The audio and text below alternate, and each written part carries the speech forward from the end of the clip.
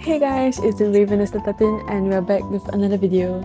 Today we'll be doing Crochet Market Guide 101, where I talk you through step by step things to take note of, important tips, and how do you go about doing a crochet market or booth for beginners, anyone who wants to try but just don't know how to.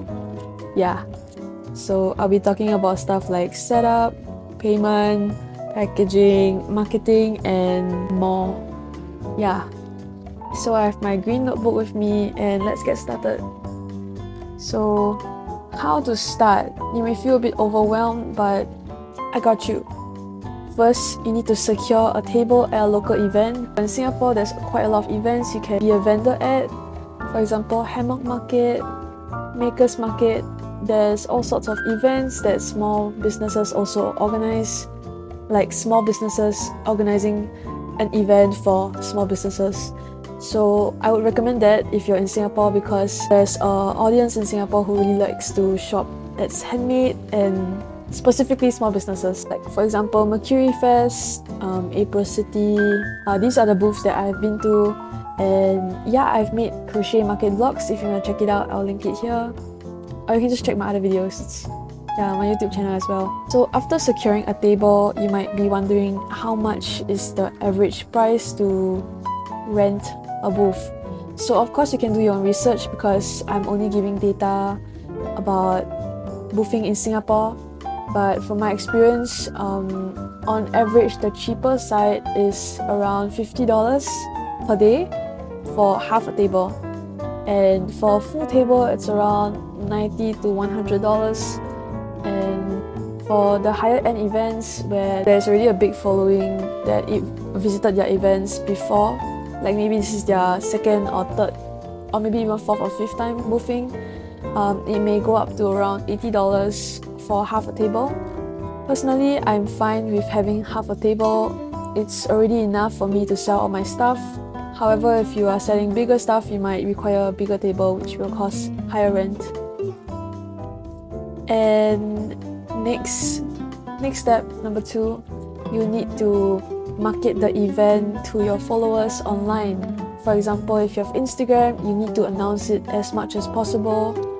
You can do stuff like booth sneaks, where you will post a few things you might be bringing, like to attract more followers to visit the event.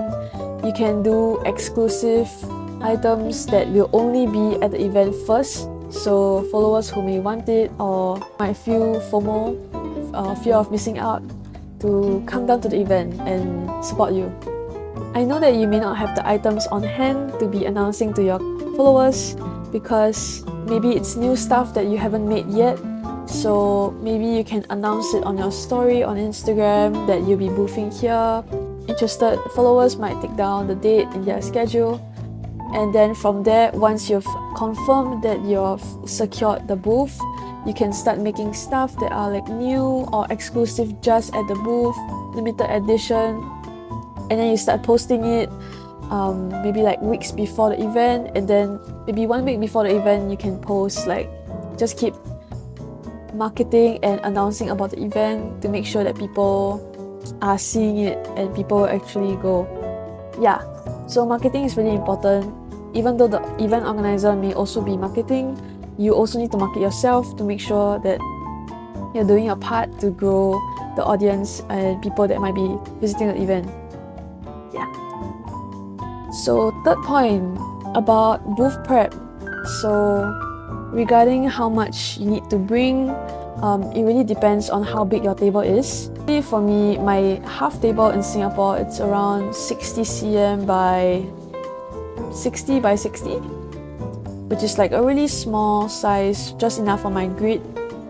So I'll be inserting a photo over here of how my booth set looks like. For me, I sell keychains and small accessories and some bags. So my setup is good for me, because when I use the grid, I can put my bags at the side and my accessories will all be in the middle. And I also use this really cute stand for my keychains. I would recommend it to people who sell keychains to use this because it's really cute. You can like spin it around, it's a bit more interactive. Or you can follow my setup and also use like hooks and grid. Like with the grid, you can put like hooks anywhere you want. For example, I have jellyfishes which are long, so I can just put them at the top, which is very versatile and easy to bring around. But based on how much space you have and based on how many days you're boofing, it really depends. Like it varies how much stock you should bring. If you have a big following, I definitely recommend bringing more stocks because you might need to keep restocking and restocking. And let's say you have long hours, 3 days, I recommend bringing like maybe 3 times of what you can put on the table or even more.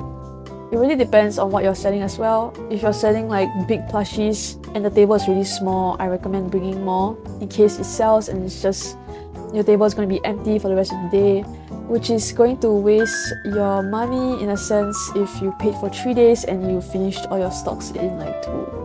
Yeah. So if you're just boofing for 1 day and you have a small space, I would recommend just bringing 1.5 to 2 times of what you can fit in a table. Which comes to the 4th point, where you need to buy your displays and stuff, like for example that spinning rotating stand, or like something simple like this. Really depends on what kind of stuff you're selling. Clothes would mean you need a rack. Amigurumi, like plush toys, you might need like wooden crates or baskets to organize them. I'll place some photos up here if you need like some suggestions. Yeah, so depending on what you're selling, you might need to buy different displays. For me, because I sell keychains, I also like to use like wooden trays, like a cute addition to my booth, not just like flat and stuff. I've also seen other people be very innovative with their setup. Like one of my friends, they have their booth with lots of grids and like it's really high up, so you utilize the space that goes higher instead, and then maybe you can cover the sides to do your own thing below. But it will get a bit hard if someone wants to buy something. You have to like stand up and like, oh okay, yeah, you can get this at this price and stuff like that. So it all depends on you. Yeah, like what's your preference. Any like stores that sell like containers or baskets would be really good, or you can also buy online. But I would recommend buying in advance because I tried to buy hangers for my rack for my recent crochet market and it didn't come in time, so I had to use my own hangers. Yeah, it's my fault for ordering it last minute. Yeah. On the 5th point, it's payment. So usually cash is a universal form of payment, but I prefer online payment where I don't have to like physically take my cash out and give change.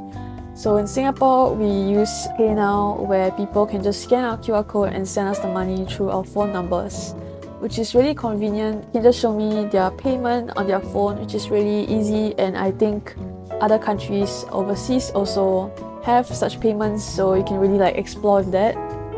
So for my booth, I have a pouch with all my cash in it because I prefer online payment, and people who want to pay me, I still have to print out, and I also laminated my logo, PayNow, PayLah.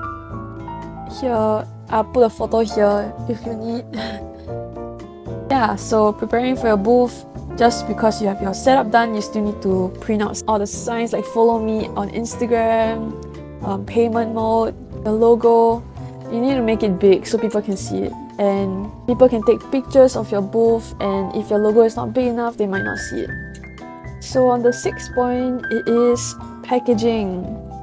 So again, depending on what you're selling, if you're selling clothes, you can bring paper bags. If you're selling like big crochet plush toys, you can also use paper bags. For me, I use like smaller paper bags. I'll put a picture of it here, where I'll insert like my own sticker and some other cute stickers I like to add, and like maybe sweets or something like that, like a freebie. Customers really enjoy freebies, so you can consider on adding some of your own It is also optional to print your business card or sticker. Show you a picture of mine. I've only printed stickers because I felt like business cards, I'm not sure if I'm ready for business cards yet, because personally after I collect them, if it's like not that like nice to me, I would like just kind of like throw it away. I'm sorry. But if it's nice, I might put it in my junk journal. It's just I feel that business cards are like a bit of a waste of paper, in my opinion. But if you want, you can do it. You can put all your socials inside and people might follow you.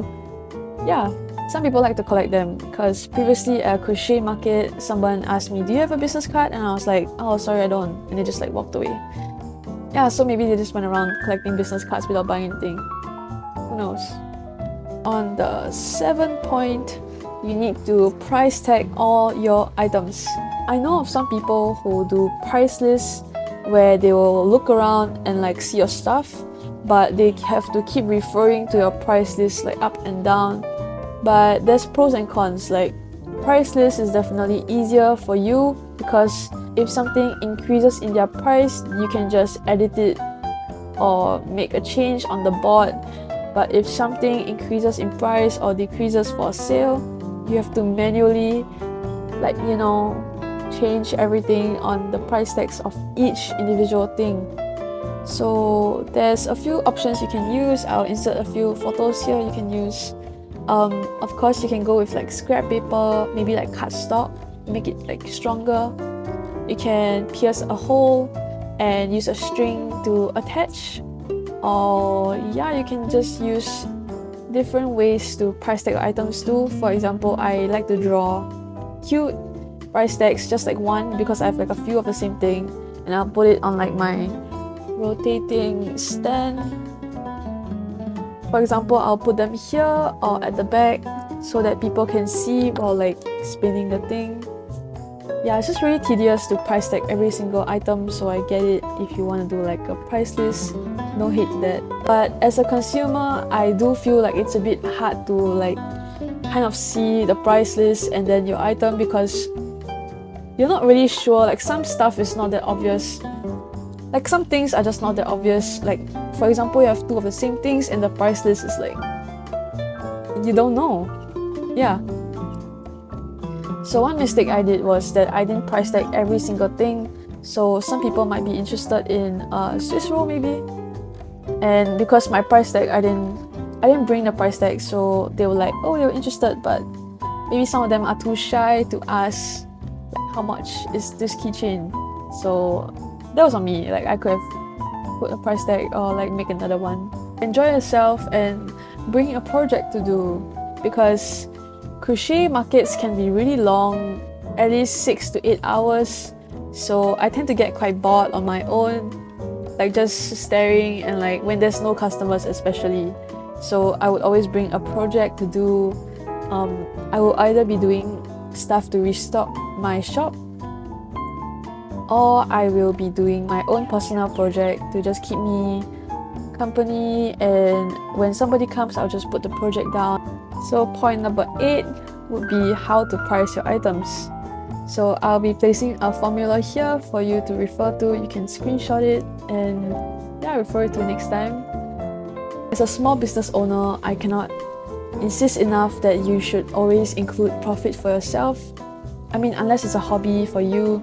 But if you're making a living of doing a small business, I always recommend to include profit in your price, because handmade is not easy, and you know, you should love yourself and pay yourself a decent price. I think all small business owners really deserve that, especially handmade ones. So that is how I price my stuff. Hello, this is Editing Raven, and I just wanted to add on a few more tips for your booths. So tip number 9 would be to dress nice. Ever since I started dressing up for each of my booths, I realized that there's more engagement with customers. Maybe they might compliment my outfit or like interact with me more. Even with other vendors, we like or just talk to each other, and wearing something nice may elevate the look of your store and everything. So recommend you to dress up for your booths. Maybe usually I would wear things that I don't normally wear, like more extravagant stuff. Yeah, things that I never really get to wear because it's so nice and I'm always saving up for that occasion. Number 10. Tip number 10 is that if you're trying to build connections between the vendors, you can also like pack a small gift, maybe like some sweets or some snacks, and then like pass it out to everyone. Maybe you can include like your username or something. Of course, when you're online, you can also like reach out to other people and interact, compliment people, build a community, like be part of the community by just like interacting and just supporting one another. And for example, you can even like support another vendor. I mean, you don't have to expect that they'll support you back, but the chances of a vendor wanting to support you too might be higher if you like talk to them, say hi, buy something from them and stuff like that. So yeah, building connections is really important. So that's it. Bye bye. That's all for my crochet market guide 101. To anyone out there who's going to have a crochet market or booth soon, I wish you all the best. I hope this video has helped you in the process step by step and like a guide on how to help you with your booth. The first booth will never be as smooth as you think it will be, so yeah, like don't be too hard on yourself. Don't be afraid to make mistakes. You'll learn them as you go and like have more crochet markets or booths in the future. And yeah, I have lots of crochet market vlogs if you want to check it out on the process and behind the scenes. I also recommend bringing a luggage to put all your stuff in because carrying 2 to 3 heavy bags is really tiring and I don't recommend it. You might also need to include fees such as like transport. Maybe you're driving your own car or you're taking a taxi or public transport. You also need to factor this into your revenue. And if you guys like crochet content, crochet market vlogs, sewing and vlogs in particular, you can feel free to subscribe. And if you like the video, leave a like and even a comment. I love reading comments. Thank you guys so much for watching and I'll see you guys in the next video. Bye bye!